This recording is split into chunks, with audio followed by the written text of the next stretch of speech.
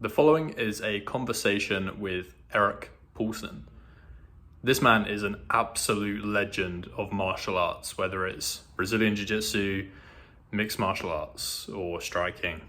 He originally started Jiu Jitsu in 1986 with Hickson and Hoist Gracie. So it's fair to say that this man has got a wealth of knowledge within Jiu Jitsu. He's coached multiple MMA athletes at the highest level. People like Chael Sonnen regard him as one of the top coaches that you can go to. And this is a seriously in-depth and enlightening conversation about martial arts and also about life as well. Enjoy. Obviously, I mentioned I've been following you on Instagram for a while. I'd seen some of the things that you put on there, and then I heard Chael Sonnen mention your name.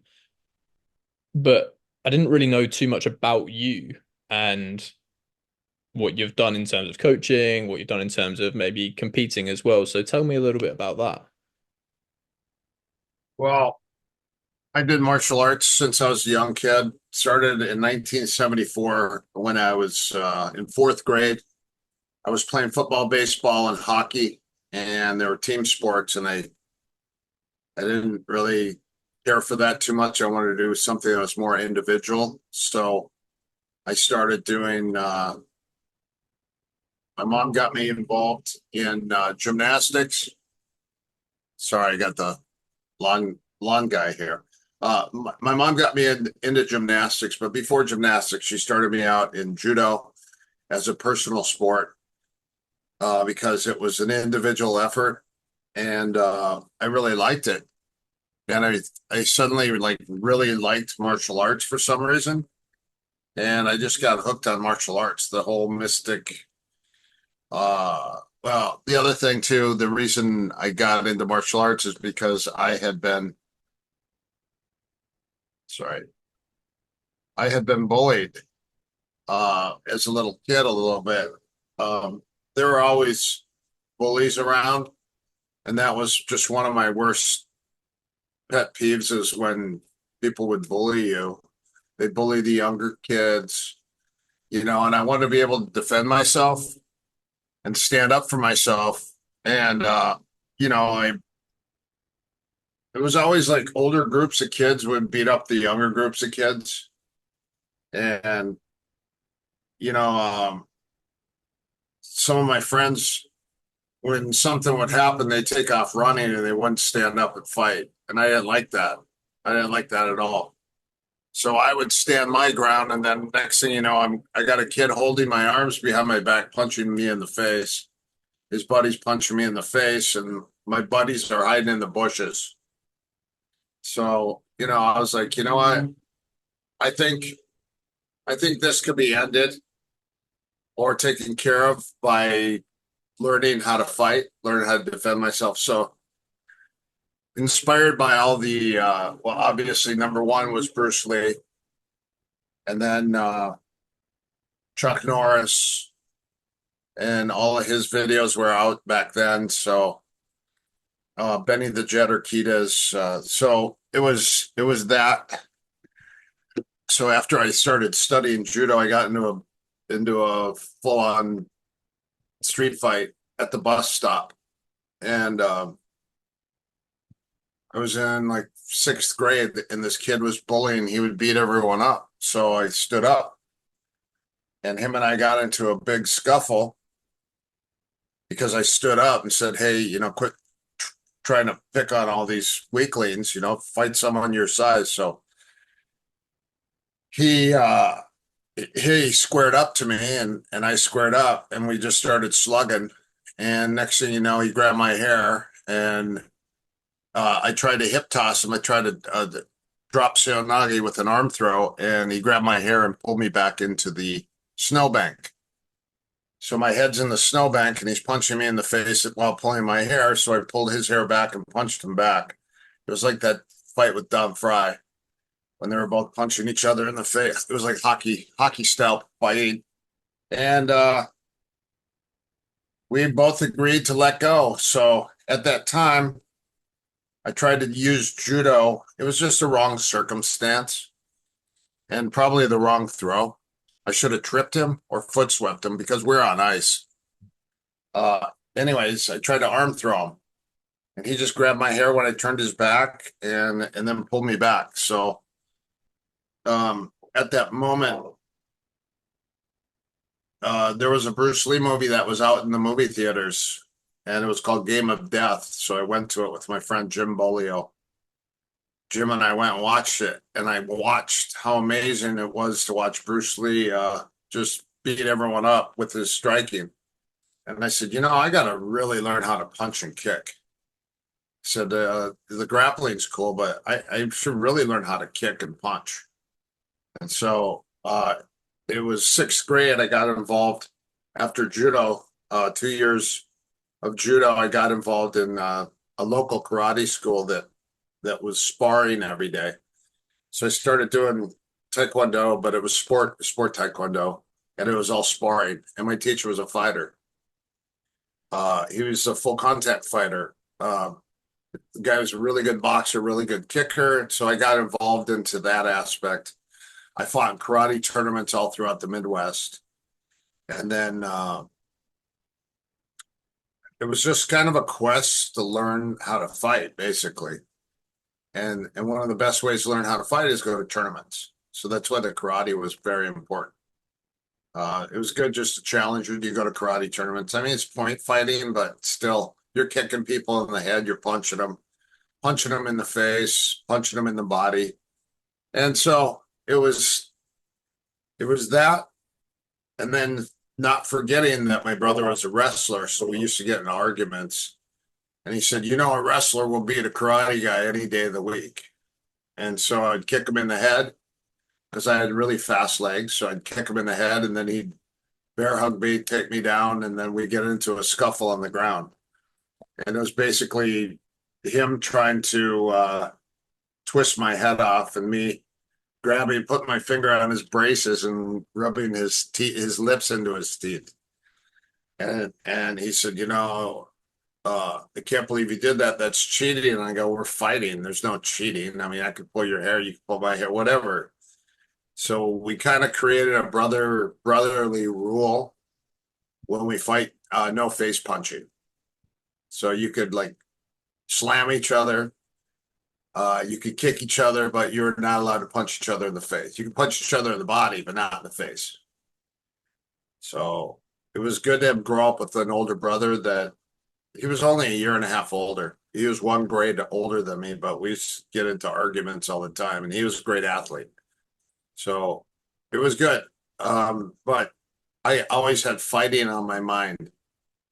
And one of the reasons was because I was picked on and bullied as a kid. So I just really despised that. And that's what really got me involved in learning how to fight. Mm.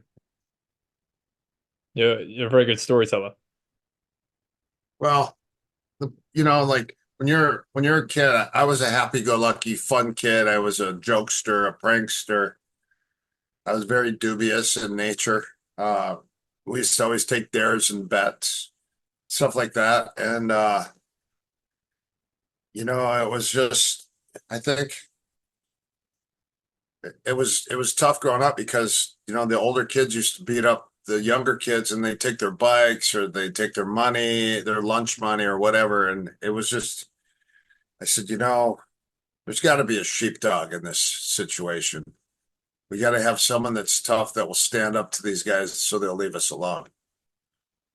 So I Yeah. think just the bullying aspect is what really, really got me. And it was just, it's lack of respect, and you're trying to uphold your dignity, and you got disrespectful kids spitting in your face and punching you. And, you know, uh, some of these kids weren't taught any manners by their parents, or they were bullied by their older brothers, their older siblings. So that's another thing that was passed on. Mm. So it's basically to learn how to morally be responsible on how to treat other people, and also how to look out for the weak. That's was basically it. And then, I started getting into all these different martial arts to study. And one of the best things I found out is that I was really passionate about learning all martial arts, all aspects, hard and soft styles. I went into boxing. I was a Golden Gloves boxer. I boxed. I competed in boxing, full contact karate tournaments, judo. And then I got into gymnastics in eighth grade. And then in high school, I became a co-captain of my high school gymnastic team. And so that was just based on leadership. And that was it. Leadership. I had leadership skills, and I like to help people get better and change people's lives. So I was really good at stretching and leading warm-ups. So that's how I kind of became the co-captain. There were two of us. Another guy was a captain also, and he was a better gymnast than me. I was a martial artist. I was super flexible. Taekwondo and boxing basically, and then a little bit of judo. But it was gymnastics that kind of made me tough and tougher. Then I thought I'd go in the military, and then I got disqualified from going in the military. I tried 3 times and they wouldn't take me. So I'm like, okay, what do I do? And so I went to college, and as I was in my second or third year of college, I got an opportunity to go to LA to train. I moved to Palm Springs from Minnesota in 1986 when I graduated high school. Graduated 84, 86. I ended up in Palm Springs. I taught at the college. I was a bartender and I was a teacher. I was teaching self-defense at the college. I had a PE class, and then I was still trying to fight, and I was competing. I was doing sparring on a regular basis. So ended up training. Next thing you know, I moved to LA. I was doing privates in LA at the Inosanto Academy in the Jet Center, and I ended up going with Dan Inosanto. And there was a guy from Japan that came over, and he was teaching shoot wrestling. But I started Gracie Jiu-Jitsu in their garage back in 1986 when it first came out. So I was actually training with the Gracies in the garage. And then 2 years later, there was a shoot wrestling seminar. And it was interesting because they taught a lot of different submissions that Jiu-Jitsu didn't teach. So I thought, the secret weapon is to learn both arts and combine them. That's what I thought. Because one art didn't have the submissions the other art had, but the other art had all the transitions and escapes and defense. So I thought, well, if I could put these two together somehow and merge them. So I took Bruce Lee's mentality and I learned as much as I possibly could from as many people as I could on things that were useful. And then my entire objective was to put it on the line and fight for real to see what really worked or what did. Because I was learning all these different arts and all this different information, but I wasn't quite sure what really worked in a real fight. And that's by going to Japan, being the first American with my training partner, first two Americans, Chad Stahelski and I were the first two Americans to go to Japan and fight in Shuto or shoot wrestling, which was a sport and an art created by them. And it was punching, kicking, throwing, submission. It was really exciting. Back then, there was no face punching. It was all submission. So it was punch, kick, throw. You hit the ground. You had about 15 to 30 seconds on the ground to submit your partner. They didn't allow face. They only allowed knees to the body and punches to the body, and elbows to the body, but no face punching. And then it wasn't until later they said, hey, we should have face punching because that'll change everything. So that's how things evolved. So I was in the early stages before anyone ever fought. Before the first UFC, I was fighting in Japan in Vale Tudo, NHB, or MMA. And it was just that kind of gave me a competitive edge, and I was a bartender secretly fighting in Japan. And then I was going to jujitsu class, and all the Brazilians were like, "Hey, where were you this weekend?" I go, "Oh, I was in Japan." And they go, "Yeah, right." And I go, "Yeah, I was." They go, "What were you doing in Japan?" And I go, "Oh, I was fighting." And they're like, "You fight?" And I go, "In what? Karate?" And I go, "No, Boli Tudo. It's called Shudo or shoot wrestling. It's MMA." So MMA wasn't even a word yet back then. It was called NHB. So that's how it all started. And I always had a compassion to help other people that wanted to learn. So I was teaching martial arts.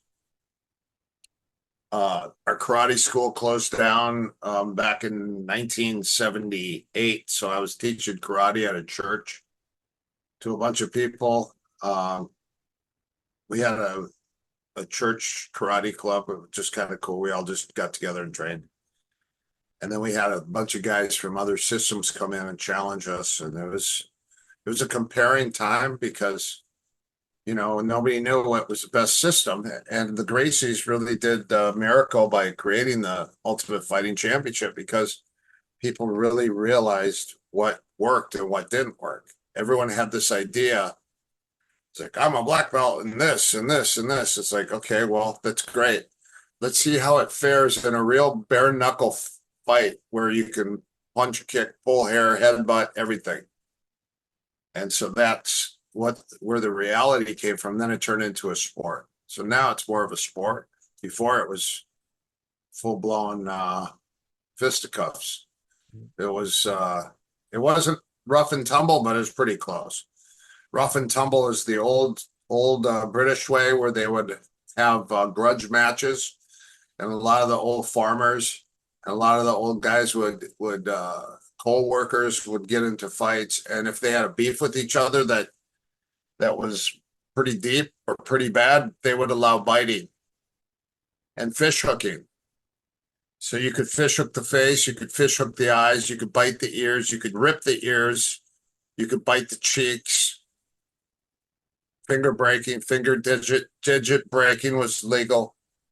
So that's like a rough and tumble. That's like a real fight. Mhm. But the problem with that is you're maimed sometimes for life because you'll lose an eye, get your face ripped. Somebody bites off your ear, bites your nose. So that's why the sport aspect, they asked me, how will this become famous or popular in the mainstream? And I said, you got to create weight divisions, and then you have to create a rule set, and then you have to sanction it. So there's got to be weight divisions, rule sets, and then you got to put a glove on these guys so they quit cutting each other. And then maybe take out the headbutt because the headbutt destroys people's noses and faces. That's how you get your faceplate broke from headbutts. So there's about a million different ways that I could take the conversation from what you've just said, but there was one question that I wanted Yeah. to ask you that I made sure I wrote down so I didn't miss it. Which from what you said at the start of when you started speaking there was how do you find martial arts has changed your approach to situations that could get potentially dangerous in, say, you're in a pub and somebody or a bar. I don't. Do you guys have pubs in America? Yeah, so I was a bartender, so I mean, I used to go to British pubs all the time. I used to hang out at all different places, Irish pubs. Um, but yeah, we do. We have a good mixture of different types of bars, and some are bigger in the Midwest because it's colder. California bars are they used to be popular until the drinking law changed to .08. I was a bartender when it was .10, and guys could come in and have a couple beers and not worry. In terms of .08, you have two beers, you get pulled over, you're at the legal limit. So Yeah. that's a big one, and I know the beer in Great Britain is a lot stronger than it is in America. So like you guys, your pubs used to close at 11 o'clock. So you're going to a pub, slamming a few pints And when there's no women, let's fight, right? Yeah. But There's so a lot that of yeah, so that public drunk, yeah. public drunkenness in the UK, I believe. Used to be. I don't think it's the same anymore, but It's still a bit rowdy. But yeah. yeah, so leading on from that question then was how do you find that having the skills that you have and as you're acquiring them over the years, did you find yourself less likely to end up in a situation where you would need to use those skills, maybe because of your own self-assurance? Does that make sense? Yeah. So I didn't have an insecurity. I didn't have an insecurity because I fought and I was consistently trained to fight. Although I did get in a nice scuffle in Scotland. I fought two guys. A guy actually shoved me and then punched me. So, so sometimes when things like that happen, you have to take the bull by the horns. So I just body locked him, took him down, and neck cranked him. But the whole goal. Hey, sorry. Say hi. Hi, Jiggy. Oh, yeah. So, sorry. Right. Hey. So the whole goal uh is not to fight. I'm a peace loving guy. I would much rather buy a guy a beer. But again, there's the bully aspect when somebody is completely out of line and they're not abiding by the human conduct code. How about that? There's a human conduct code that everyone should be running by when you're out in public. Sorry, this guy's just give me 1 second. No problem.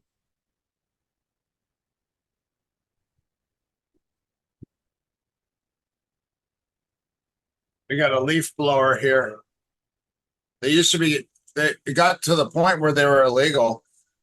In California, they could only start at 9 a.m. because all the guys were out at 7 a.m. with their leaf blowers. But anyways,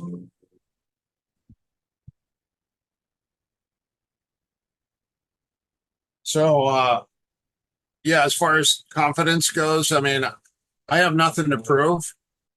And like I said, I'm a peace loving guy, and I'd rather buy somebody a beer and talk to them than fight them. But obviously, when someone's really obnoxious and they're picking fights and doing stuff like that, I try to avoid it if possible. But if I have to fight, I know one thing, especially big in the UK or even in Scotland, is the nut, the Scottish nut, pink headbutt, the Zuzutski. In Japan, they call it Zuzutski. It's a headbutt. So one thing you don't want to do is get too close to a guy that's been drinking in England when he's talking to you in your face because of the headbutt. I mean, they'll headbutt you at the drop of a hat. So uh there's that. And then the other thing is I go to pubs for conversation, but obviously sometimes there's been situations where somebody's gotten out of line. This guy walked up to me and he goes, "Am I wearing your jumper?" And I went, "What, you mean a jumpsuit or what's a jumper?" And my jumper. He goes, "A jumper." He goes, "Are you wearing my am I wearing your jumper?" And I said, "What is it? What do you talk about?" He goes, "Because you're looking at me like I'm wearing your jumper." And I go, "What's a jumper? A jumper's a jacket, right?" And I said, What's a jumper? Like a jumpsuit, like a pilot wears?" And he goes, "What are you, a Yank? You damn Yank? Where are you from?" And I go, "California." He goes, "Oh."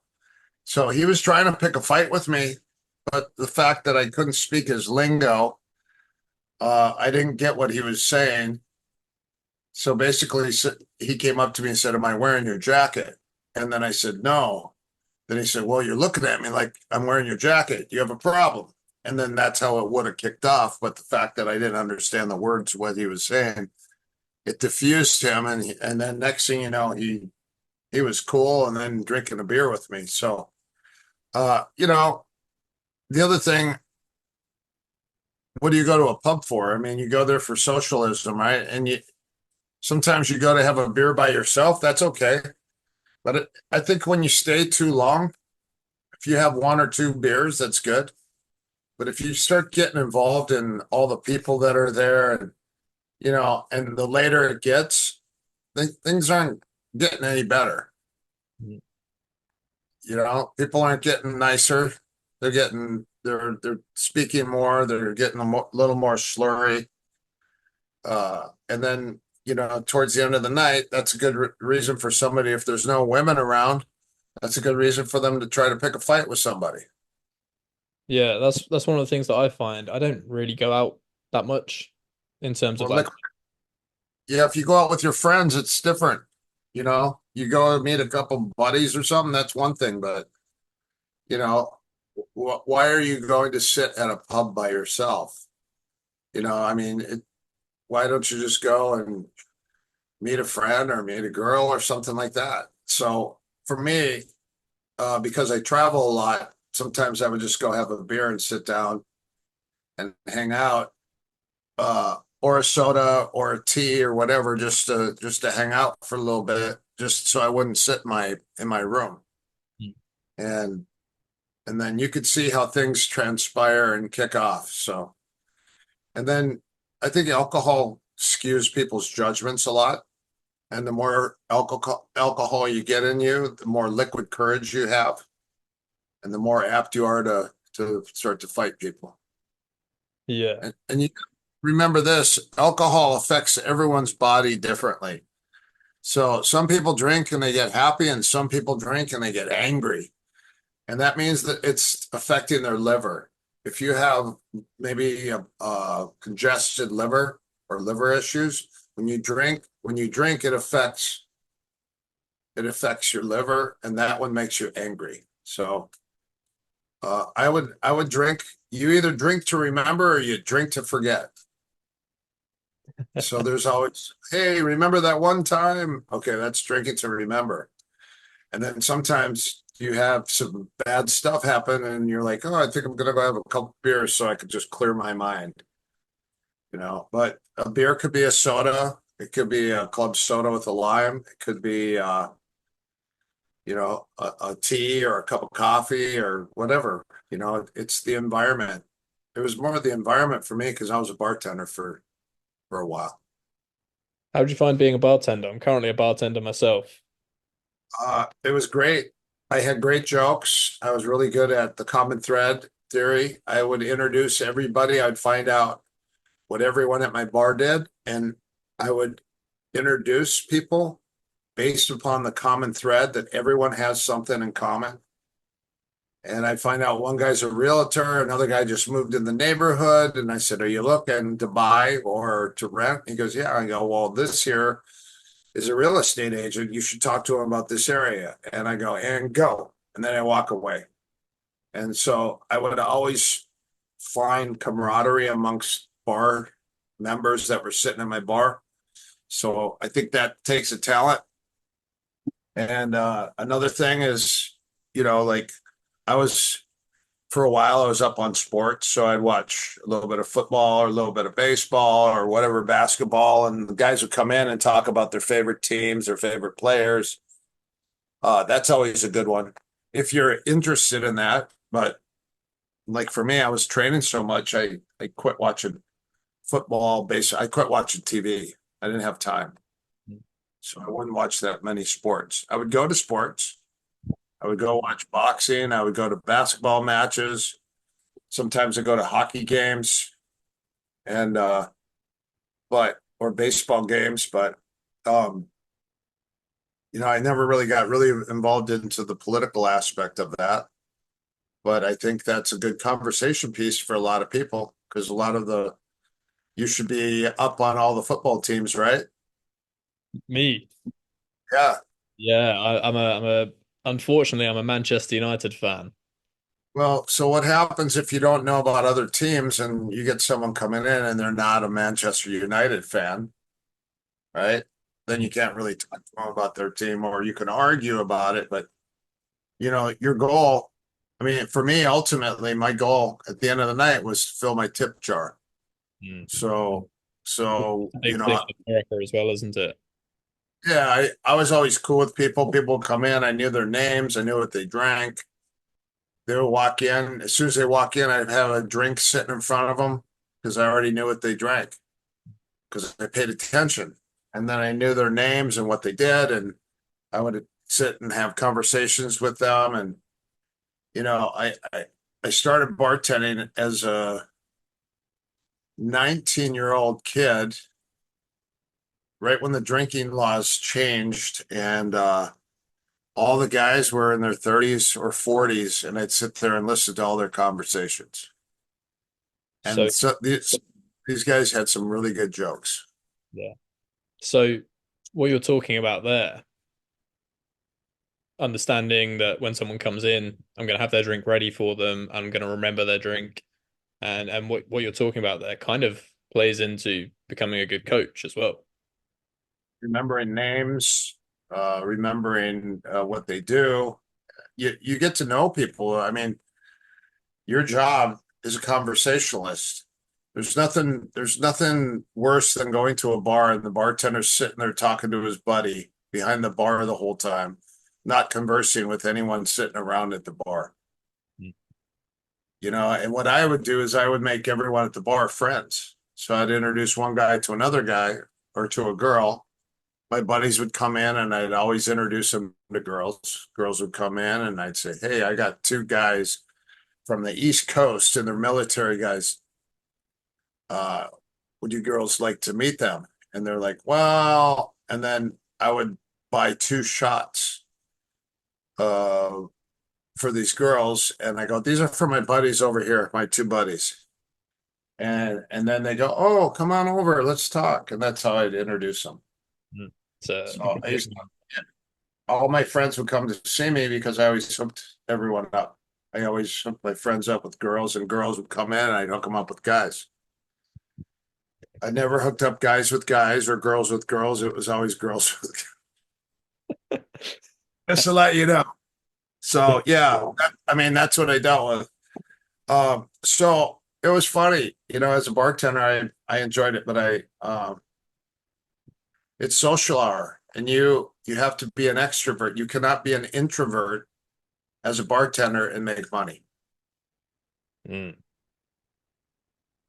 So as I mentioned there, what you're talking about plays into being good at socializing, connecting people across the bar, all of that kind of stuff plays into building a team, becoming a good coach, forming connections with people.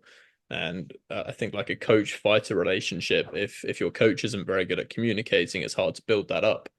So what are the components that you believe make a great coach?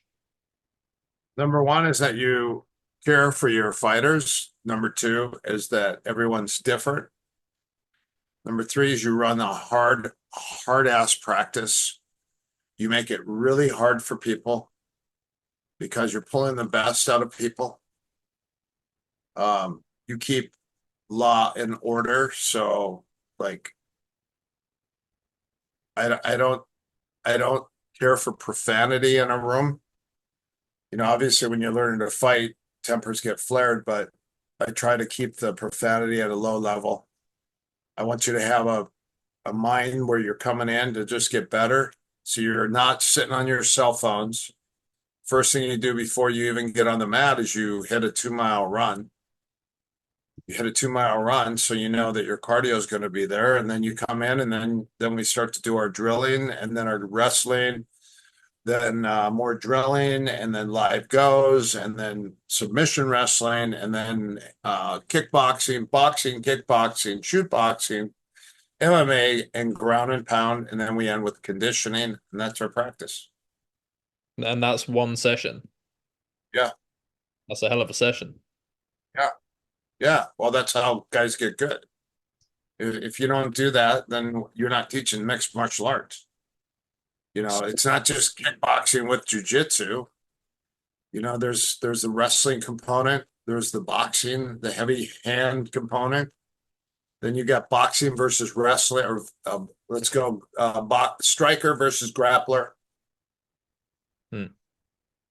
That's all. Those are all different components. And is that how you would approach a high level athlete? And is that also how you would approach a beginner? Or would you Maybe approach a beginner differently? I turn you into a high level athlete. Okay, but when you first walk through the doors, you're not obviously. How would you approach that? Conditioning. You start running. You start doing all the calisthenics, the exercises, the drills. You learn how to take people down. You learn wall survival drill, the footwork for your drills, your hands, your footwork for your boxing, how to slip, how to duck, how to bob and weave, how to cover. And then we do drills, 3-for-3 drills, timing drills, how to break the rhythm, how to intercept, how to get off center line. And then we do isolation drills where we go jab versus jab, or jab versus cross, or cross versus hook. Or one guy could only use his front hand, the other guy could only use his rear hand. Next round, one guy can only punch and the other guy can only kick. Now you can punch and kick, and the other guy can only grab you and take you down. Ready to go. Okay, now we're gonna tie up. Boom, boom. Long range, you can catch, you can tie up and throw. Okay, now we're gonna work our clinching and our hitting, and from our clinching and hitting, all of our throws and takedowns. Also punching to the ground and just punching on the ground, but no submissions. That just gives you different mindsets. This is the mentality of Bruce Lee. You teach a mixture of arts and you split them and then you put them back together. That's how you get better. Yeah, that's I've recently myself moved gyms and I'm now training at a couple of different gyms. And one of the things that I've noticed is there's a different level of intensity at these gyms. And I feel like personally I've gained a lot from upping the intensity of the session. But I You think spar. You have pardon to me? spar. So at the highest levels, we drill for technique, for skill sets. We work a little bit of technique, and then we spar. We go for it. Yeah, and that's Lots of sparring. sorry, you cut out there. Lots of sparring. At the highest level, put your gloves and shin guards on, shadow box. Okay, you guys warm? You ready? And they go, yeah. And I go, all right, here we go. And they go, what are we doing? I go, we're doing a 40-minute workout. And they go, what does that entail? I go, we've got 20 minutes of straight kickboxing. No round, no stoppage. You're just gonna, every time I yell switch, you grab a new partner. It's straight sparring with no stopping. Then we clinch. So you have, for beginners, you have a 20-minute, a 30-minute, and a 40-minute. 40-minute is the highest level of training. That's 30 minutes of straight kickboxing and 10 minutes of straight rolling. And then at the end, you go for your run. And do you believe that as a beginner, it is just as important to spar as a beginner as well? What's your intention when you train MMA? My What's your intention intent? Yeah, what's your intention? to get better. At what? MMA, So what is MMA? mixed martial arts, So what is it though? is every martial art in what? Fighting. It's fighting. You have sparring, you have fighting. So ultimately, if you're trying to get better at fighting, how do you get better at fighting? You fight. So you spar. You have different types of sparring. You have light sparring, timing sparring, medium sparring, and then you have hard sparring. Some days you walk in, you just bang. And like we had guys that were good at timing sparring, and this guy walks in and he goes, okay, today I want to go for real. Like I want to feel what it's like to really like have a fight. So I walked in 5 minutes after their sparring started, and he was slumped over in the corner. And I go, "Hey, what happened to my friend?" And he goes, "Oh, he decided today he wanted to feel what it was like to really fight, not spar, but fight." And I go, "So what happened?" He goes, "He got knocked out." And I go, "Is he still out?" He goes, "I don't know. He's been slumped over for 2 minutes." He just left him there. And he said, "That's what it's like to fight for real." He said, "Now you understand." So it doesn't mean you have to go 100%. All the guys that aren't very good, they always go hard right off the bat. The guys that are good, they build up. They know how to build up. So it's timing, sparring, because you go, how many rounds do I have? So even in our boxing, we go 2.5 minutes of coasting. You're coasting, you're feeding, you're slipping, you're hitting. And then when that 30-second marker goes off at the end of the round, you go hog wild. You go 100% crazy, trying to drop each other, because that's for real. So you could do rounds like that too. So you break up And the round itself. yeah, some days we have nothing but hard sparring. And then some days we just do timing sparring. But we get lots of rounds. There's nothing that compares to lots of rounds. I spar. I spar all the time. I have thousands of hours of spar time. That's why my timing's good. That's why I'm not afraid when someone starts to punch at me or kick or shoot, because I've had people punch, kick, and shoot on me so many times for so many hours. That's what happens. Well, I heard somebody give a very good definition of confidence one time, and it was along the lines of confidence is just having a stack of undeniable proof that you have the skill set that you say you do. And if you only drill or you do a little bit of sparring, say you do 10 minutes, once or twice a week, you haven't got those thousands of hours of sparring time for you to have that confidence within yourself. Oh, you're right. And then at what level are you sparring? Like if you're, king shit in a room of guys that aren't very good, that makes you think that you're better than you are. You've only competed to the level of the guys that you're around.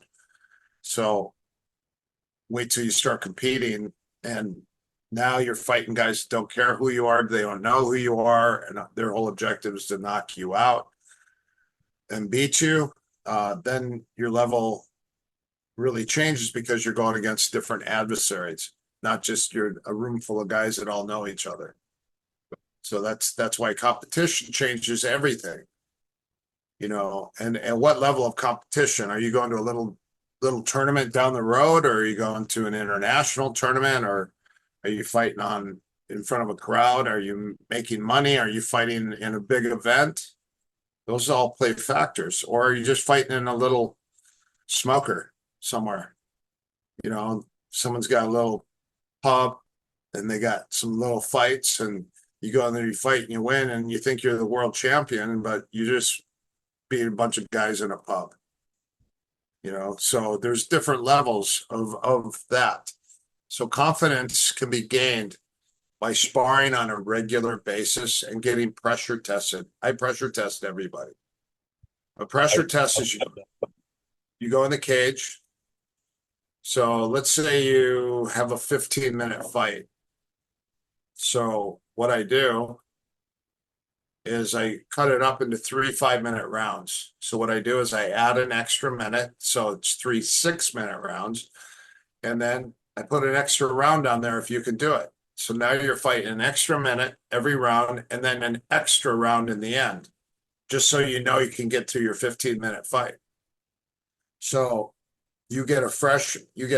so for a pressure test, you get 3 fresh guys around. So every minute and a half to 2 minutes, you got a fresh guy, and they keep coming after you. So every round you get switched.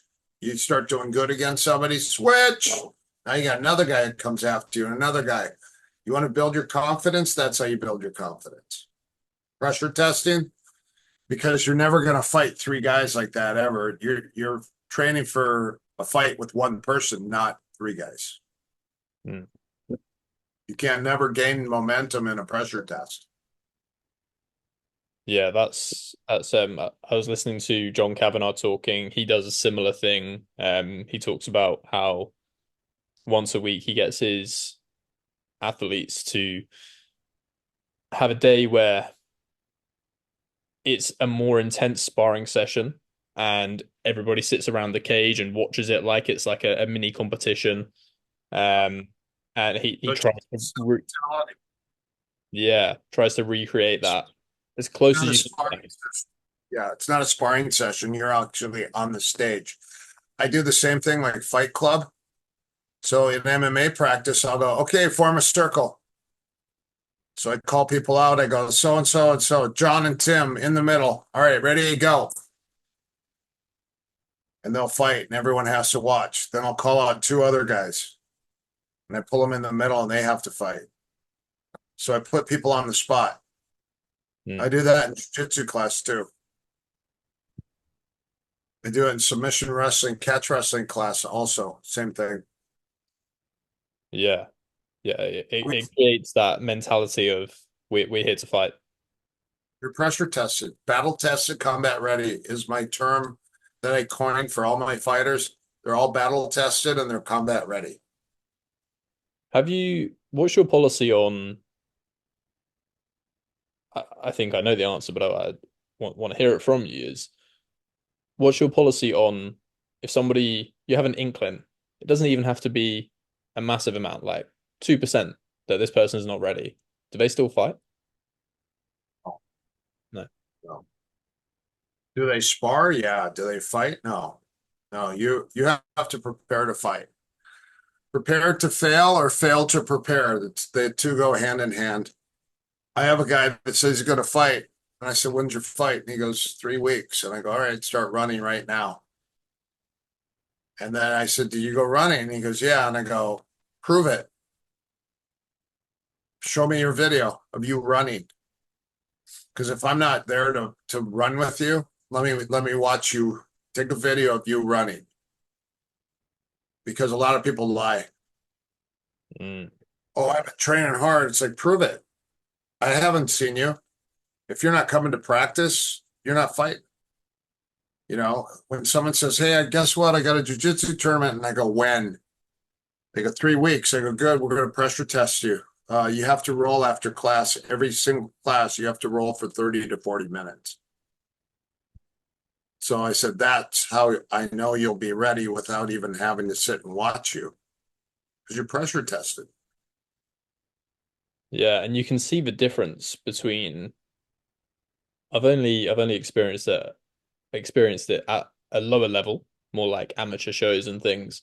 But you can see the difference between a team that turns up who their guys aren't ready and the team that rocks up, and you can see on their face that they know they've put the work in. They know they're gonna win, you know? Again, prepare to fail, fail to prepare. If you fail to prepare, you're probably going to fail. But some guys do well under pressure. I've had guys that have taken fights and they just call and I go, hey, I need a guy to fight this weekend. You ready? And he goes, I'll fight. I go, perfect. And then they win. But they were also prepared because they stayed ready. When you come to class regularly and you train regularly and you roll regularly and you spar regularly, all I have to do is go, hey, I have a tournament in 2 weeks. You interested? And then there's sometimes what I do is they walk in. This is jujitsu class. I go, your partner's going to take you down and it's going to be live. You got a live go right from the get. As soon as you guys hit the ground, the match is on. You're going to go crazy for about a minute and 15 seconds and then switch. Now you're going to take your partner down and then it's on. As soon as you hit the ground, the match is on for a minute and 15. And then I'll do anywhere from 3 to 5 of those, or that's for a normal class. And they ask me, they go, why, what's the purpose of this? And I go, well, I don't know. Let's say let's say someone picks a fight with you, you're going to warm up. You're going to do jumping jacks and fast feet exercises and some push-ups and sit-ups and stretch, or you're just going to go. So you have to be prepared to go at the drop of a hat. So in order to do that, you got to put your work in. If you're not putting your work in, you're not prepared to go. And I don't know how well you're going to fare under pressure if I never see you spar. You have to spar. It's completely important that everyone spars. From the second you come into my gym, first day, you come into kickboxing, you got boxing gloves and shin guards on after the drills and warm-ups, and everyone's sparring. And they said, I can't believe you allow us to spar the first day we come in. And I go, well, what are you guys going to do on the weekend? You probably drink some beer, watch a UFC, and you put gloves on and spar with your friends. I go, at least now I can watch you and you're not drunk. So everyone that comes in, they know that they're going to get to spar. They'll get to spar from day one. And we roll every day also. It's just part of fitness. And the same thing when you teach wrestling. I teach people takedowns, and then we do live goes from the feet. And then when they're tired, I put them on their knees and I make them do live goes from their knees. Because that's just as tiring. So there's all different situations. We do takedowns from the knees. We do turtle turns and tilts. We try to go guard passing. We try to pass the guard. We try to get out of the mount. We try to get out of the side control bottom. Try to get out of a case of Gatami bottom. One guy holds, one guy escapes, ready to go. Just stuff like that is what gets you better. It just forges you and makes you a better, because you're doing situational stuff, and you can't have a fragile ego, because if you do, then you can't accept the fact that you may lose, or you may not always do your best, or maybe you do your best, but you might not win. That doesn't matter, because ultimately it's for a strong mind and a strong body. As a young coach myself, I mentioned to you when we started this conversation that one of the reasons I like having these conversations is so that I can just listen to people such as yourself talk, and pick up as much knowledge and information as I can. So as someone who wants to coach to the level that you've coached at, what is a piece of advice or wisdom, knowledge that you could give on to me or anybody else who's listening to this that also wants to achieve the same things to get to that level? Well, number one, in order to lead, you have to have good leadership qualities. You have to have command of a room. People need to respect you. If you're talking to a bunch of guys that don't respect you, that's a tough one. And then another thing is they respect you when you spar and you train with them, not when you just tell them what to do.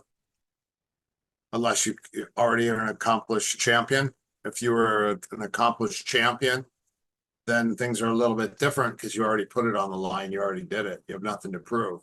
And your proof is in your hard training.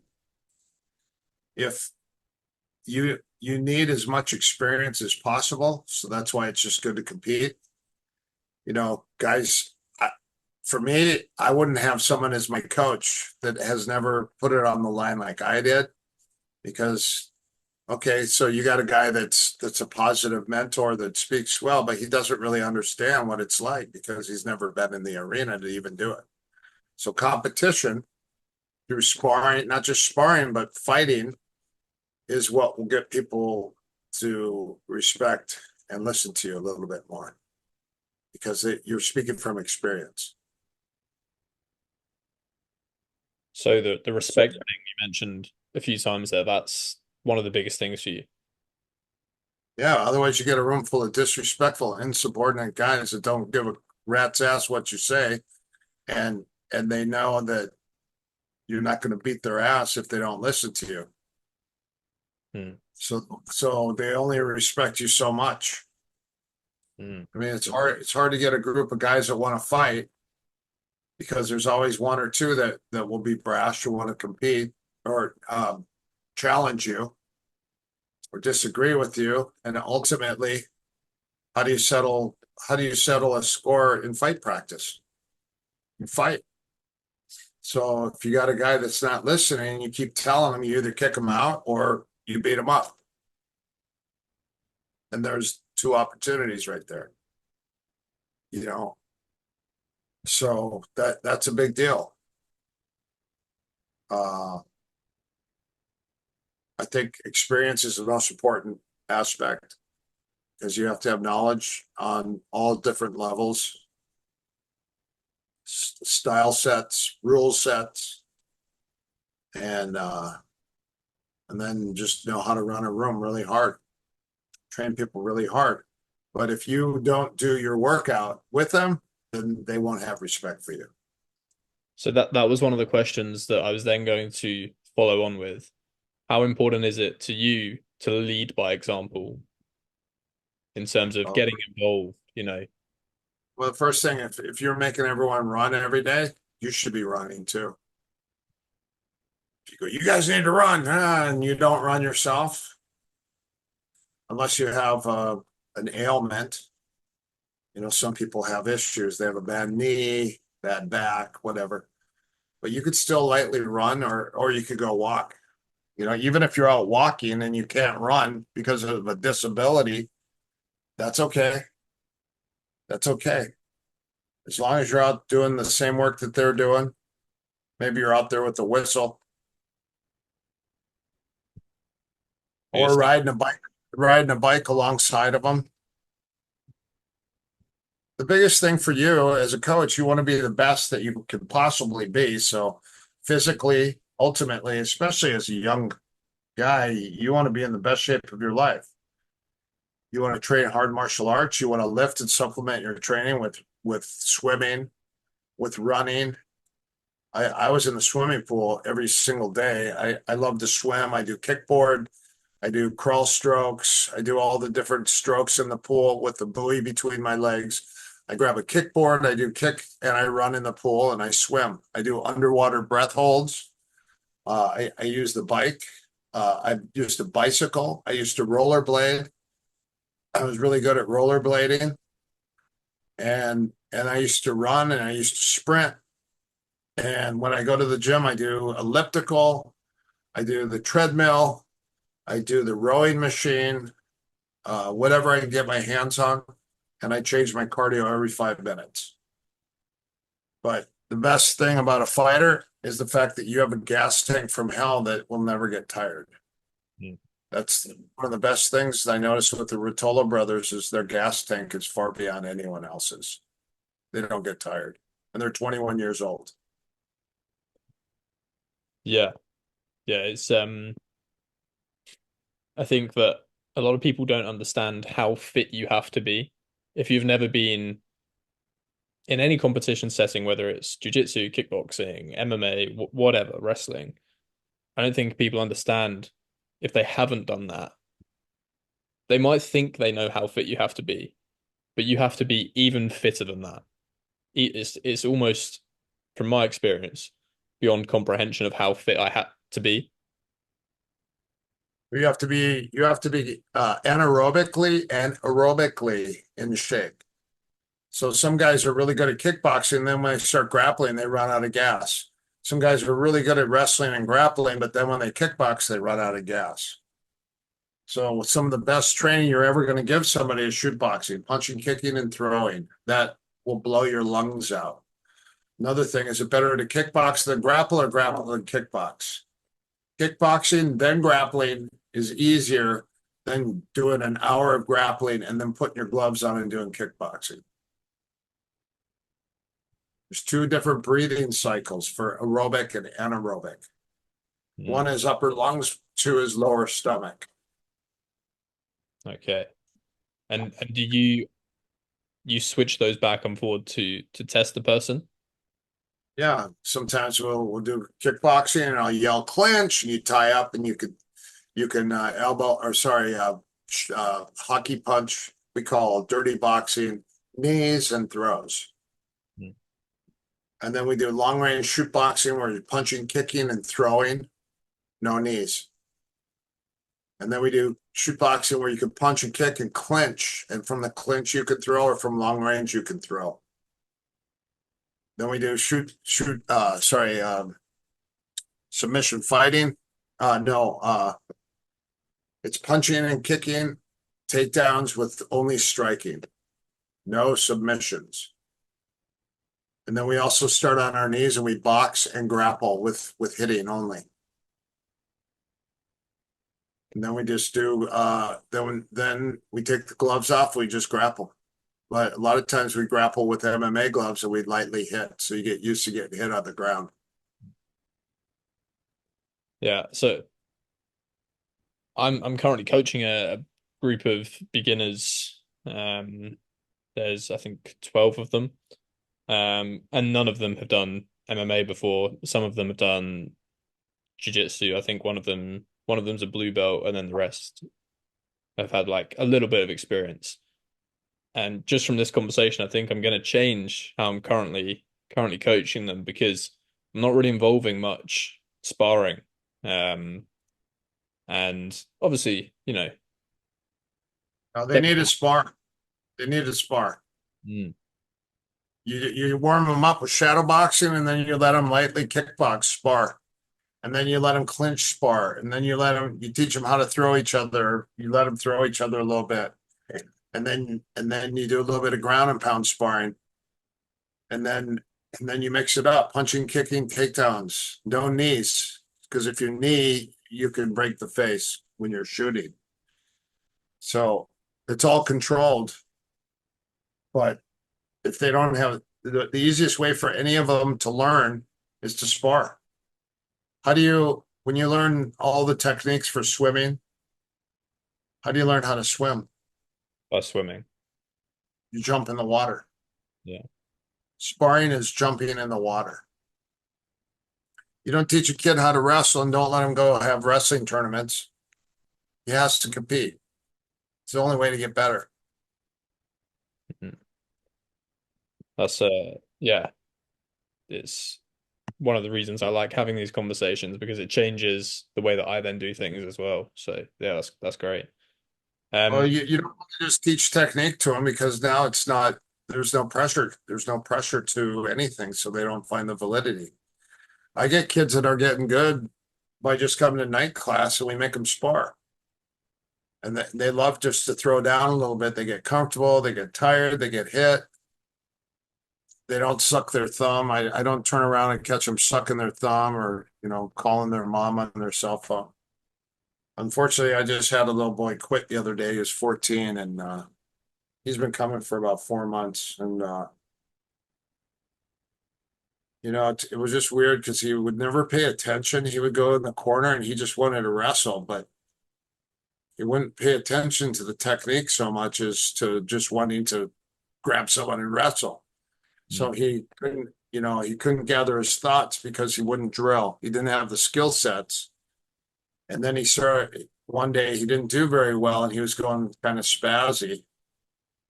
And this guy was double stiff armed him and was holding him away with it. And I said, how do we get rid of? So I brought them two up in the middle of the class.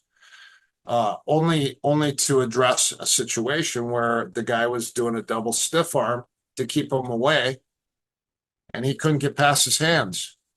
I said, how do we get past the hands? Who could show me? Three guys came up. One guy posted and then shot. Another guy scooped down and shot. And another guy arm drug and he took his side. I go, good. Those are all three good ways. So let's go back. I made him wrestle again and he couldn't do it. And he got frustrated and he started crying. He got really sad and started crying. So I sat him down. I said, you're having a bad day and you're erratic. You're not focused and you're not pinpointing and you're chaotic in your mind. I go, you're just having a bad day. So that night he told his mom that he's been with me for 4 months. He hasn't learned anything and he's quitting and I don't want to go back. because I got called out and embarrassed. And I felt really bad because I failed as a coach. Here I have a 14-year-old boy who was getting better. He's gotten a lot better. He walked in with no knowledge and he was grappling with guys, but one day he didn't do as well as he thought he would do against another 14-year-old boy. And he got all upset about it. And then he just decided that he's going to quit. And I said, well, why don't you just take a break and then come back in a week? Things will be different. But he just wanted to quit. So that's sad for me because I failed as a coach. How do we solve this problem, which has became really prevalent over the past few years of just quitting when something gets a little bit hard? Well, are you a quitter? You just quit when things get tough? I mean, why do you think caterpillar becomes a beautiful butterfly? Because they're in a cocoon, and a cocoon is made out of Kevlar. The cocoon is almost like Kevlar. And so they have something that they have in their spit. It's called surreptase. Surreptase eats through this Kevlar and allows them to bite out of this. And if they can't bite out of that cocoon, they can't bite their way out, that struggle, then they die. So how do you become a beautiful butterfly if you don't know how to fight? So here you're a caterpillar in a larvae state. And the only way for you to survive and turn into this beautiful butterfly that could fly is by struggling, chewing your way out of your womb. How about that? That's a very It's a struggle. That's it. You have to struggle to become what makes a piece of coal turn into a diamond, you know? pressure. Pressure. So you have this black piece of coal. It's not worth anything, doesn't look like anything, it's ugly. You pressure, pressure, pressure. What does it turn into? A beautiful diamond. Now you cut that diamond, you sharpen it, you polish it up. Oh boy, that's beautiful. It's worth a lot of money. It's because of the pressure. That's why the pressure test is so important to make you better. When did you You learn have to struggle. You have to struggle.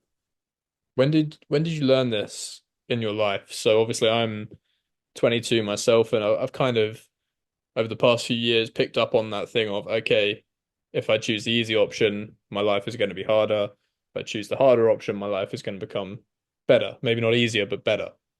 When When did I was you 14, when I was 14-year-old, I got a newspaper. I delivered newspapers. You had to walk from house to house. I lived on the river in Minnesota, and in the middle of the winter, I had to go pack at like 4 in the morning. I had to go put newspapers together and then bring them up to a hill and then bring them all the way out to the far boulevard along the Mississippi River. And I had to deliver papers and knock them out.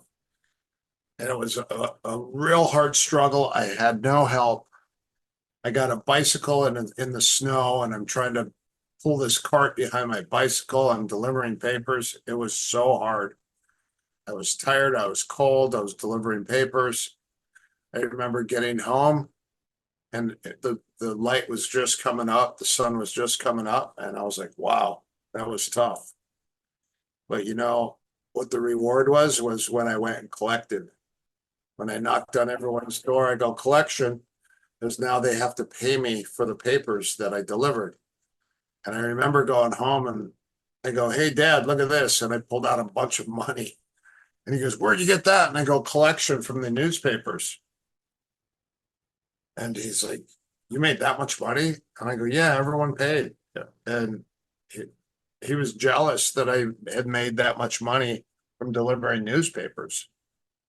And he said, you should do that more often. You should do more of that. So when I was old enough, I got a job at a grocery store bagging groceries. So I immediately just started working when I could work. And I was always hustling. I was having garage sales and selling things anytime I could sell something. And then I started doing it with clothes. When I was in high school, I was doing a lot of modeling, and I worked with a bunch of fashion, doing a bunch of fashion shows, but I worked with a lot of different clothes companies that had the newest, coolest stuff from like GQ style. And all my friends would go, "Hey, your shirt's really cool. Where'd you get it?" And I go, "Oh," and I have like five or six people,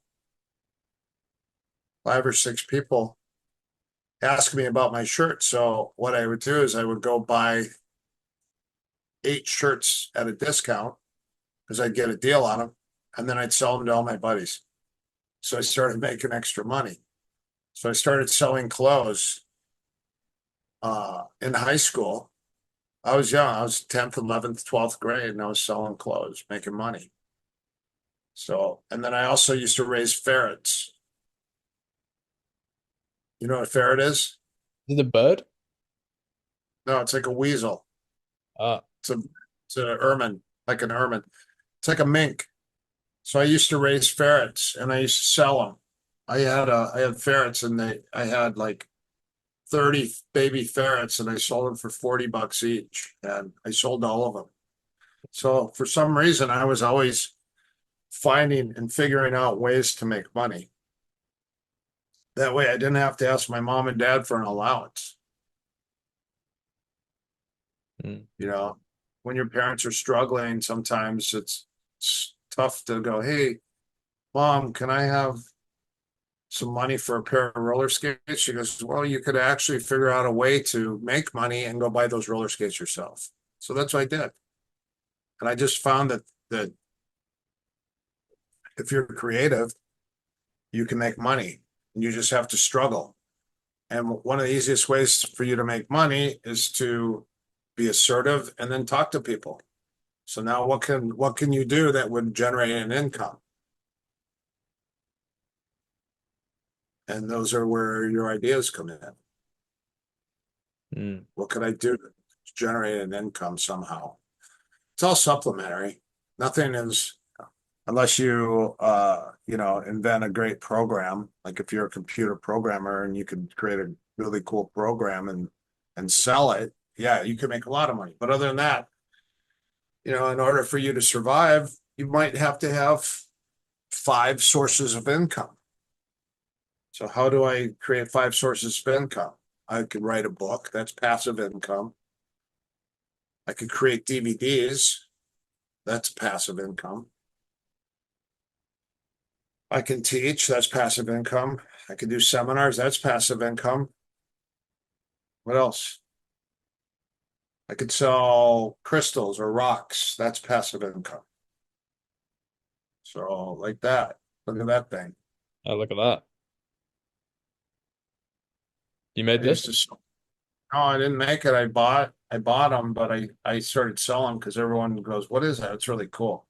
So I had a rock store for a while also, So but that's it. you've always sounds like your philosophy is try things, have have that Be determination. creative.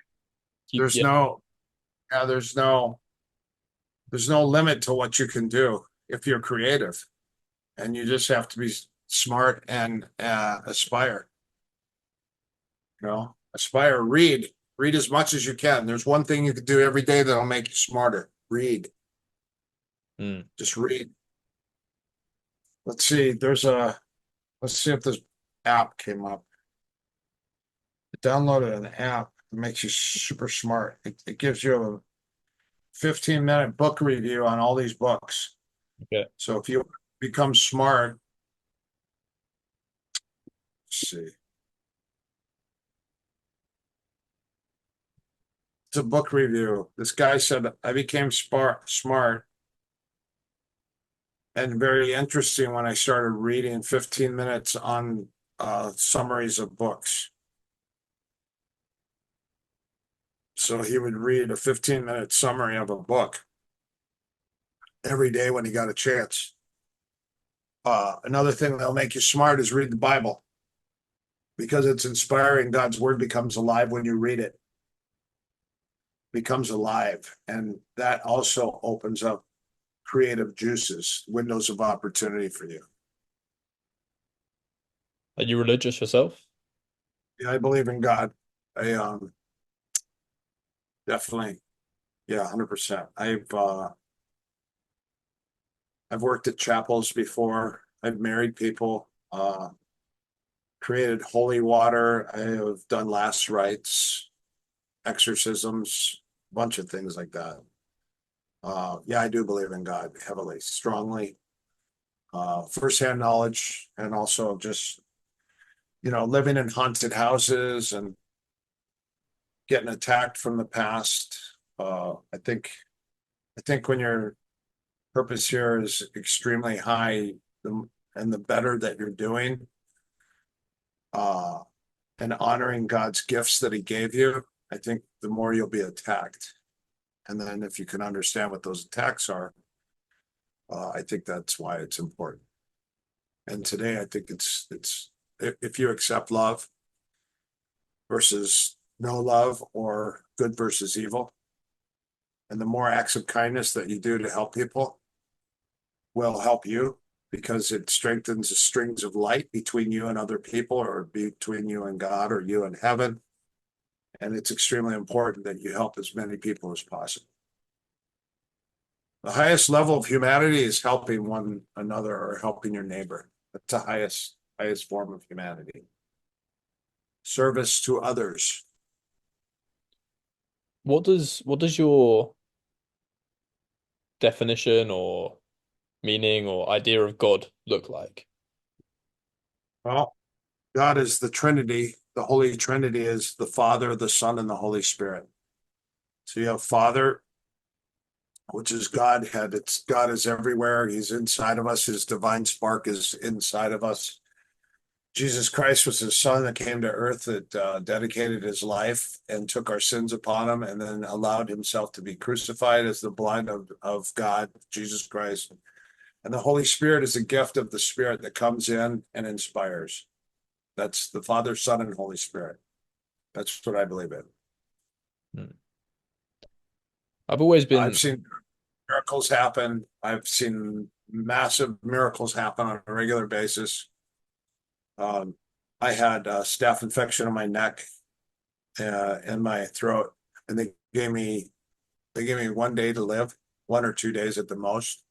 Because I had a staph infection. I was in full on sepsis, and after they found out what was wrong with me, they said, we're going to give him, after surgery, probably 8 days to live, because it's probably in his heart, his brain. And the doctors deemed me as a miracle. And the only way I can explain it is the fact that I was protected and saved for a purpose.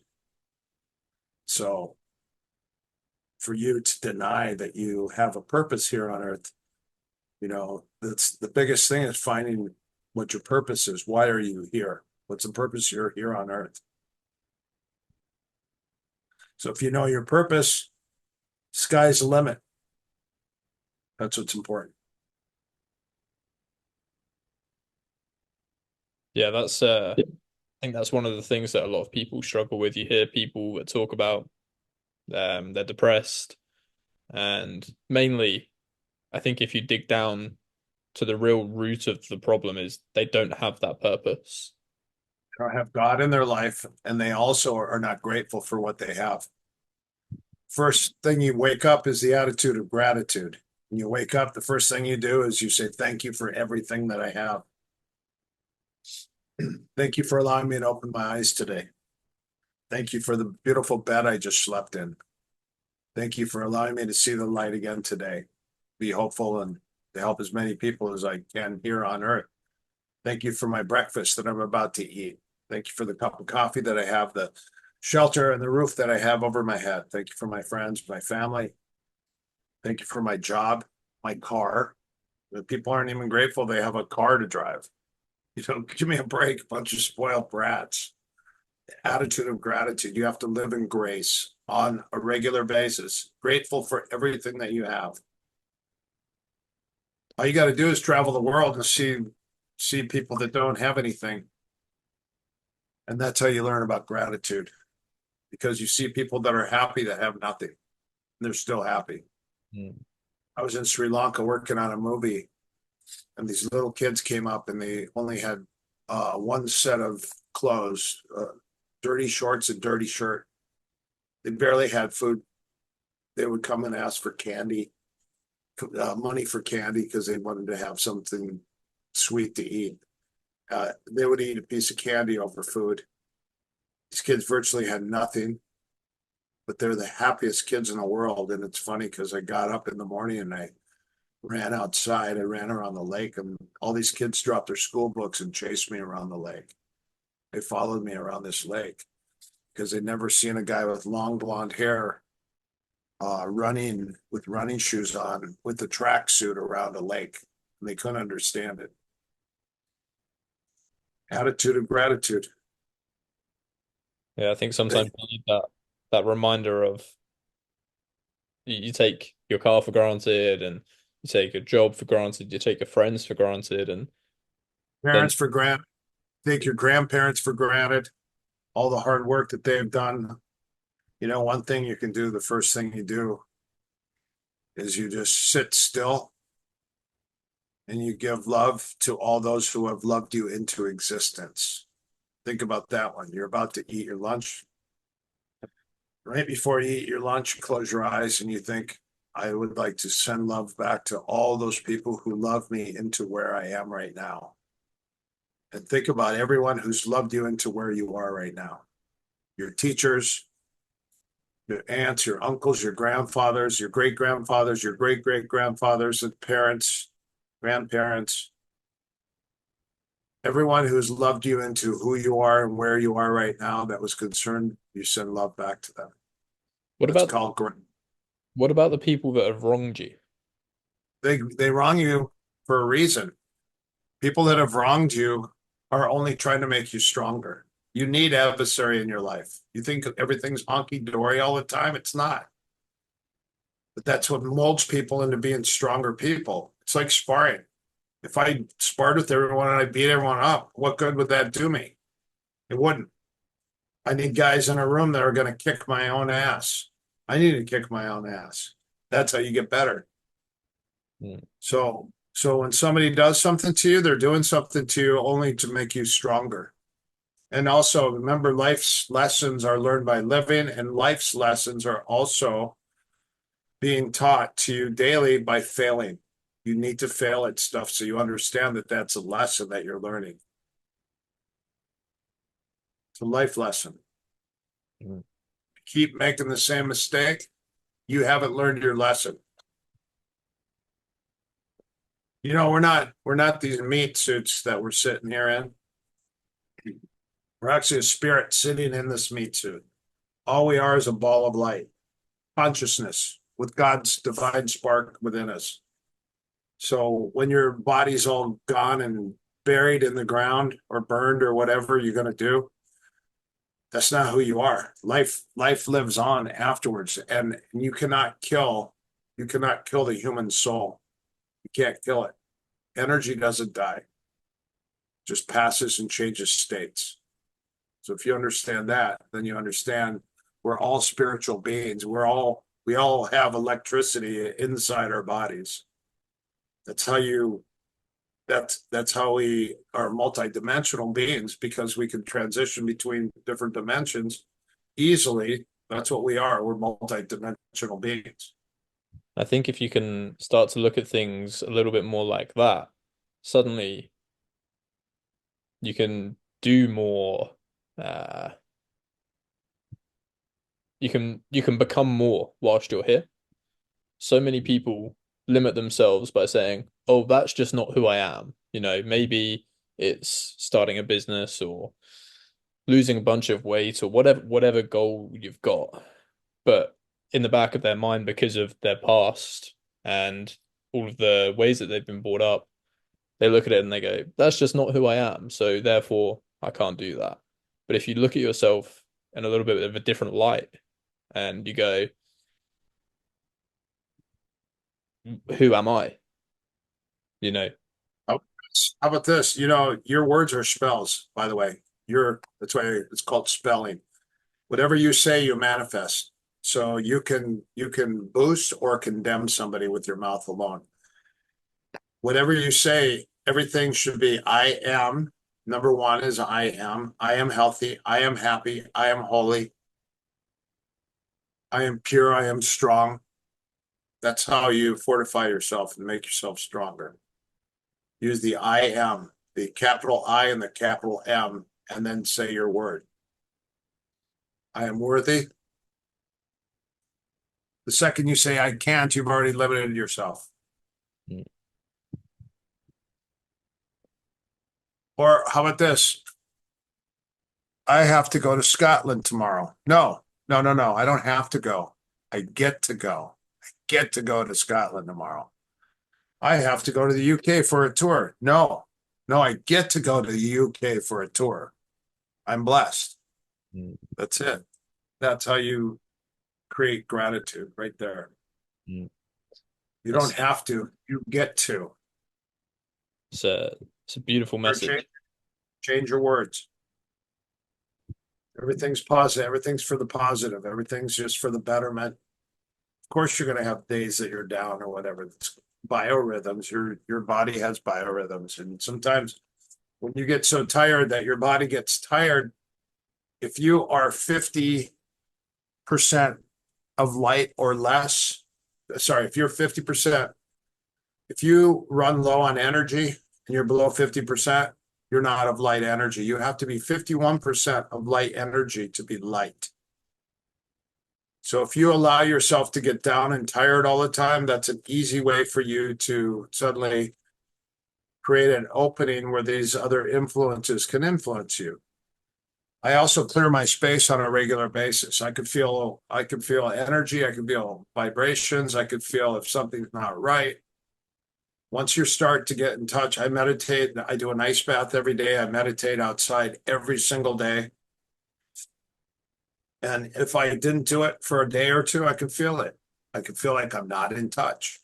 When I come to England, the ley lines make me feel like I'm electric because you have ley lines all over Great Britain. You know, you got all the stones. You have all the different stones that are there. You have Stonehenge and Avery and all the different places that hold this strong energy. For some reason, England and Scotland make me feel, I feel like I'm supposed to be there. I feel like I was there. I mean, I have Viking blood, Scottish, Irish. So Scottish, Irish, English, German, Swedish, and Norwegian blood in my system. There was certainly a lot of history around England and the UK. Oh, you've had it. You've had it. People have just denied it. Like to see people put graffiti on those rocks, it's like, man, are you kidding me? You know, because they're not in touch with it. You know, and you know what sucked for me was when I went to Scotland, I went to England to a few places, I went to church. The only people in those churches were old people. There weren't any young people at all. The only time I'd see a young couple is when they were getting married and they had a baby. Mm. Other than that, I never see young men there, not young women. It's you don't have to go to a church to believe in God and to have a relationship with Jesus. You do not have to. People get that wrong, but there's an energy the churches used to have, especially in England, all over England and Scotland. The churches were built on ley lines. So people would go to the churches to get energy. They wouldn't go there to extract. They would go there because the energy was so strong. Mm. Like Rosalind Chapel has a vortex of energy in the middle of it. That's a ley line, key point. They have two of them, I believe, or maybe even more. But you could feel the energy from that when you go there. And most churches were built on ley lines in old England. What's this? Are you saying ley line? Ley line, Ley. Okay, I'm unfamiliar with this word. Ley line is when there's two crossing not opposing, but two crossing points, meridians that hit. That's a ley line, and it's an energy vortex. It's almost like what do you call it? What are they called? Portal. It's almost like an energy portal. Okay. It's good to meditate in those spots, but that you could pray and meditate. It's just the energy is very strong there. Mm. Sedona, Arizona, there's a lot of places all over. Look up the ley lines and you'll be surprised. Yeah, I've just taken a note of it down to Google it afterwards. The other thing is just, it's always good. The first thing you do when you wake up is thank God for your life. Please set my path forth. I'm sorry for everything I've done wrong. Please forgive me. I'm sorry and I love you. Those are the 4 things you say. Thank you for everything you've given me. I'm sorry for offending you. I love you. Thank you. 4 things. And it's extremely good that you just live. Jeez, my phone's going off. Just that you're great, living in a state of grace, graciousness, grateful for everything. And then when you ask, when you're in that state, your angels will assist you. You have guides and angels that have been assigned to you since you were born and before you were born because of your life path. They will start working with you and on you, and they'll even work more with you when you ask them to work with you to help you find your life's purpose and what your goals are. A lot of people search in books and all other places to find information, but most information that you have is inside of you. You already have it inside of you. You just have to access it. Mm. That's what meditation is for. Yeah, I think that it's so important to have conversations like these and challenge your beliefs, and because it's so easy, say you grow up in a family that doesn't do that, whether it's through religion or just personal development or whatever you want to call it, but it's important to challenge yourself and have conversations that maybe you're not so comfortable in, and with not only other people but also yourself. That's the problem with the split between the Republicans and the Democrats is that people get triggered because of they don't agree with you and they get so like triggered and angry that they can't have a rational conversation about indifferences. Like I have a guy that I talk to regularly. He goes, I just don't believe in God. I said, okay, that's up to you. You have free will. You could believe or not believe. I'll prompt you as much as I can, but if you don't believe, you don't believe. All it takes is some bad situation to happen, and then all of a sudden you go, oh, maybe I believe. But then maybe not. But again, we all have free will. You have the ability to decide. And guess what? Just because you like pasta and I like steak doesn't mean we still can't be friends. That's the problem today. Is someone says, hey, I really love pizza. And you go, no, I love pasta. Pasta is the way to go. If you don't like pasta, we can't be friends. Yeah, but I love pizza. I mean, pizza's. And then you go, well, hold on. Well, guess what? Indifference is what makes us. That's the best part about a friendship is that we deal with people that have indifferences that aren't always like-minded, that do challenge you to think outside the box and become possibly a critical thinker without forming judgment and without creating opposition. Biggest divide is race. Race is a big one. Religion is a big one. Politics is a big one. So if you want to, a lot of people today can't talk politics or they can't talk religion or racial thing or whatever because it's a divide. But that we need to be united, not divided. We don't need to be divided by all that stuff, but realize that we're all human beings living a human life, that we're all created and brought here by God. And from him we came and to him we go. The rest is just a test. It's up to us to find out who we are and why we're here. Whether you think that you're part of God's creation or not, doesn't matter. You still are. It's just the bottom line. You can say, oh, I don't believe it. I don't believe it. I can't see it. Well, have you ever loved something so much and you go, man, I don't know why I love this so much. And you go, well, that's weird because you can't see it. So does love exist? Of course it does. It's a feeling. So It's just that mentality is extremely important. Make you start thinking about things. And if you're ambitious to learn, then listen, research is free. You want to get good at something? Research. You even going out and having podcasts. I would be typing stuff in and writing stuff. I would go on Google and search, and now you got Chat GPT or whatever that is.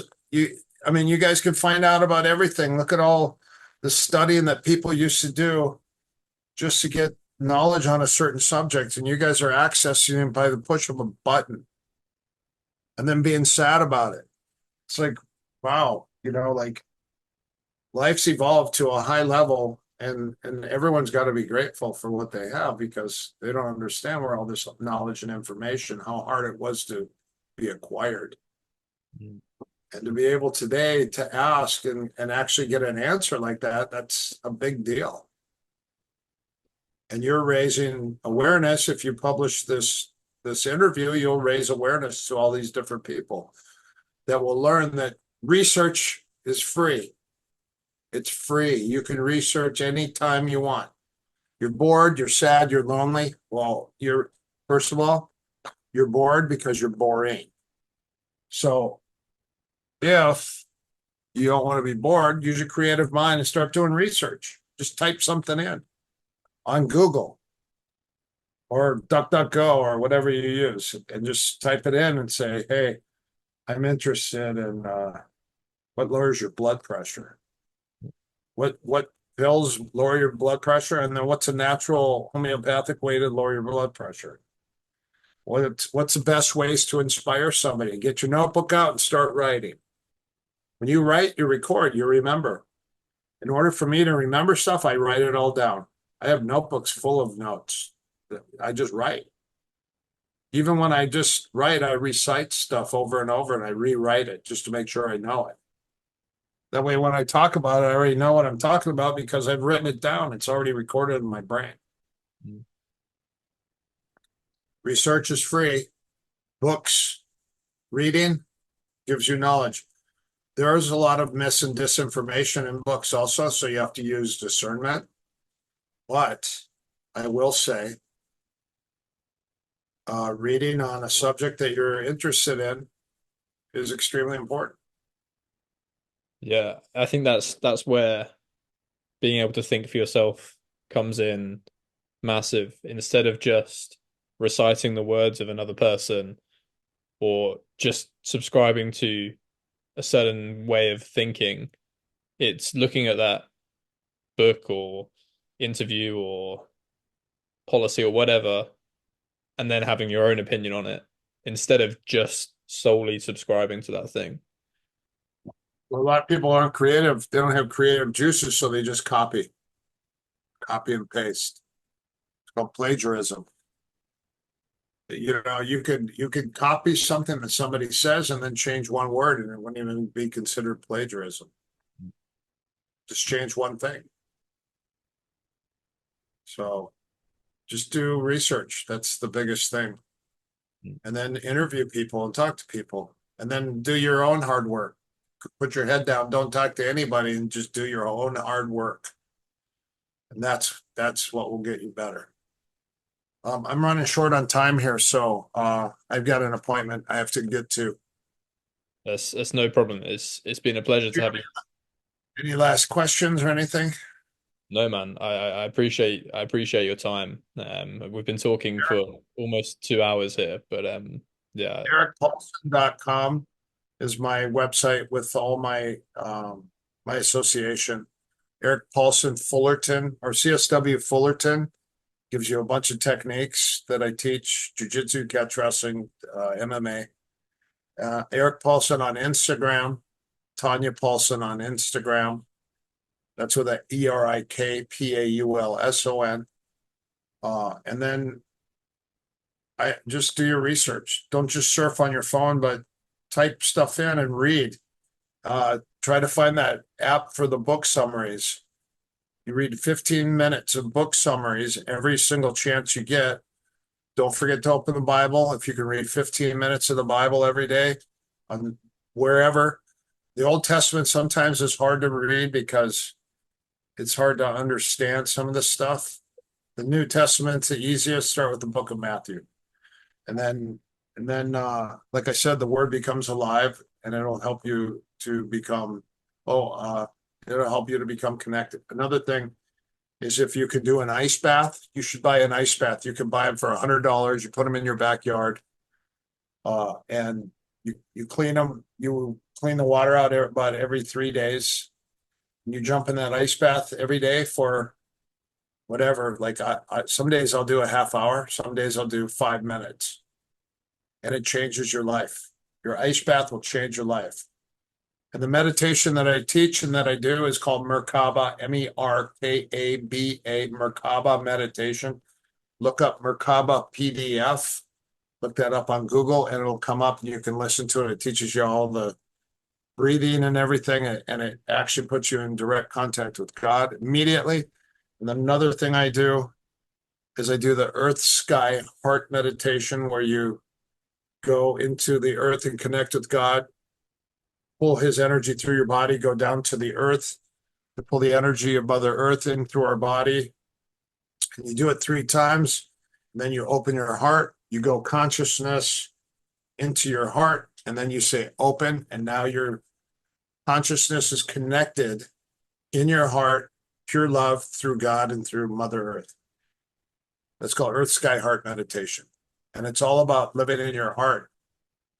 If you are having problems and you can't sleep and your mind's going 100 miles an hour and you got all this chatter, put your finger on your head, you put your finger on your heart, and you say, I command my spirit to take all thoughts from my brain and drop it into my heart now. Then you put your hand on your heart and you count from 10, 9, 8, 7, 6, 5, 4, 3, 2, 1. Boom. Open the eyes of my heart now, Lord. That's it. That's how you drop from your mind into your heart. It's called mind heart drop. And during COVID, I did that every day because I had so much chatter in my head. Mind heart drop. Yeah, I'm just taking a note of that as well. That's something that I'm going to be looking into for sure. But yeah, Mind drop. It's 10 seconds. It takes 10 seconds to take all of your thoughts from your brain and drop it into your heart. I command my spirit now to take all thoughts from my brain and drop it into my heart. 10, 9, 8, 7, 6, 5, 4, 3, 2, 1. Boom. Open the eye or the eyes of my heart now, Lord. Amen. That's it.